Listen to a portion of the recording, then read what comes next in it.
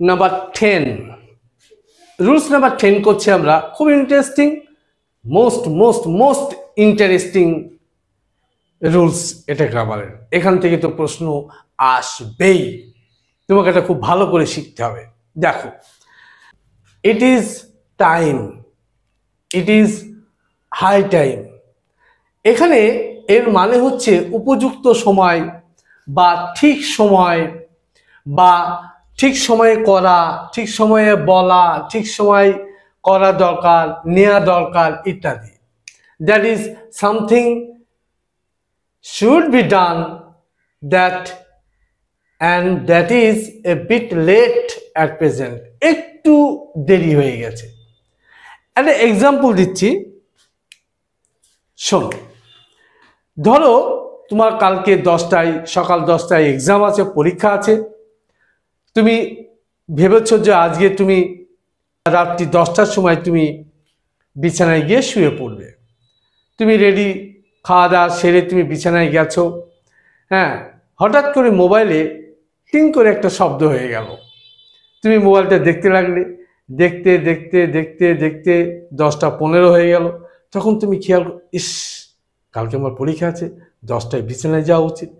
এই যে যাওয়া উচিত, করা উচিত, একটু লেট, সেই ক্ষেত্রে তোমাকে এটা ইউজ করতে হবে। It is time, it is high time. এরপর লিসেন খুব কেয়ারফুলি, এরপর সবসময় কি থাকবে?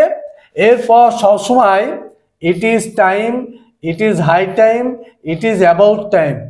এরপর সবসময় একটা সাবজেক্ট থাকবে, সবসময় একটা সাবজেক্ট থাকবে। আর কি থাকবে না? পাস্ট টেন্স থাকবে। পাস্ট টেন্স বললে হবে না, পাস্ট ইনডিফিনিট টেন্স থাকবে। এটাও তাই, ইট ইজ হাই টাইম, এরপর একটা সাবজেক্ট থাকবে, পাস্ট ইনডিফিনিট টেন্স থাকবে। ইট ইজ অ্যাবাউট টাইম, এটার পর সাবজেক্ট থাকবে এবং পাস্ট ইনডিফিনিট টেন্স থাকবে। আমরা একটা এক্সাম্পল নিচ্ছি, দেখো এক্সাম্পল কি বলছি? ইট is time we stop corruption. এটা একটা উপযুক্ত সময়, করাপশন এখন বন্ধ করা উচিত। হ্যাঁ, next, it is time we change our food habit. এখন এটা ঠিক সময়, এখন এটা উপযুক্ত সময়, আমাদের খাবারের হ্যাবিট চেঞ্জ করা উচিত বা চেঞ্জ করা দরকার। It is time you went to bed. এটা ঠিক সময়, এটা উপযুক্ত সময় তোমার বিছানায় যাওয়া। It is high time we did the work. এটা উপযুক্ত সময়, আমাদের এই কাজটি করা এখনই দরকার বা করা প্রয়োজন। It is about time they start their journey. এটা উপযুক্ত সময়, তাদের এখন জার্নিটা শুরু করা দরকার বা শুরু করা উচিত। তাহলে বুঝতে পারছো, it is time, it is high time, এরপর সবসময় পাস্ট টেন্স হবে এবং পাস্ট সিম্পল হবে বা পাস্ট ইনডিফিনিট হবে বা V2 হবে। ক্লিয়ার? নেক্সট আমরা আর একটা পার্ট আছে, ইট ইজ টাইম এর পর আমরা 2 + V1 করব। ইট ইজ টাইম এরপর আমরা কি করব? 2 + V1। আবার ইট ইজ হাই টাইমের পরও আমরা কি করব? 2 + V1। আমরা একটা এক্সাম্পল নিচ্ছি, দেখো একটা এক্সাম্পল নিচ্ছি। কি বলবো? ইট is time to go to bed, it is 10 PM। এটা এখন বিছানায় যাওয়া উচিত, কারণ এখন রাত্রি 10টা। It is high time to raise your voice. এটা উপযুক্ত সময়, আমাদের এটা বলা দরকার। এছাড়াও আরেকটা আছে যেটা পরীক্ষায় অনেক সময় আসে বা আসে না, সেটাও কিন্তু আমি করে দিচ্ছি। দেখো সেটা হচ্ছে এইরকম, that is it is time. হ্যাঁ, it is time, it is time for, it is time for, এরপর একটা অবজেক্ট থাকবে। হ্যাঁ, এরপর একটা অবজেক্ট থাকবে, এইটা হচ্ছে ব্যাপার। তারপর কি থাকবে? তারপর একটা টু থাকবে, তারপরে কি থাকবে? V1 থাকবে, ইত্যাদি ইত্যাদি। ঠিক আছে? তাহলে ইট ইজ টাইম ফর, তারপরে একটা অবজেক্ট থাকবে, তারপরে টু থাকবে, তারপরে V1 থাকবে। এটা একটা ব্যাপার। ইট ইজ টাইম বা ইট ইজ হাই টাইম এটাও হতে পারে।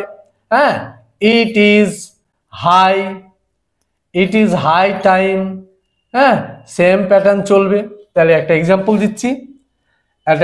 দিচ্ছি, দেখো, it is time for you. ইউটা কি? অবজেক্ট। ইউটা হচ্ছে object. It is time for you to go to bed. এটা উপযুক্ত সময় তোমার বিছানায় যাওয়া। আর একটা দিচ্ছি example, it is high time. It is high time for us, আমাদের জন্য, টু লার্ন ইংলিশ। এটাই উপযুক্ত সময় আমাদের ইংরেজি শেখার। ক্লিয়ার হয়েছে? তাহলে এটা থেকে একটা প্রশ্ন তোমার আসবেই যে কোনো পরীক্ষায়, কম্পিটিটিভ স্টাডিতে মোস্ট ইম্পর্টেন্ট কোশ্চেন আছে এটা। এবং এটা ভালো করে করবে। It is high time, it is time, it is high time, it is about time, এরপর পাস্ট টেন্স হবে এবং পাস্ট সিম্পল হবে। আর কি না, it is time, it is high time, এরপর কি হবে? টু হবে, তারপর কি হবে? V1 হবে।